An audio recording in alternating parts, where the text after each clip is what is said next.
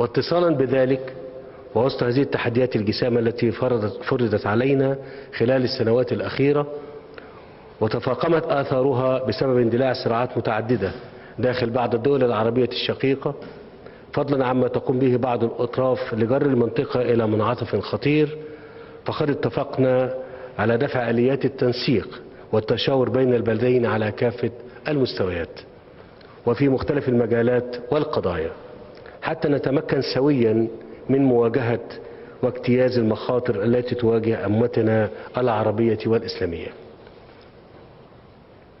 السيد الرئيس، لا يفوتني في هذه المناسبة أن أعيد تأكيد الاهتمام الذي توليه جمهورية مصر العربية للتعاون مع الجمهورية التونسية في مواجهة الإرهاب ودعمنا للإجراءات التي اتخذتها الحكومة التونسية لصون أمن بلادها، وأن أعرب عن تمنياتنا الطيبة لتونس العزيزة بالازدهار والتقدم ولشعبها الشقيق كل الخير والتوفيق.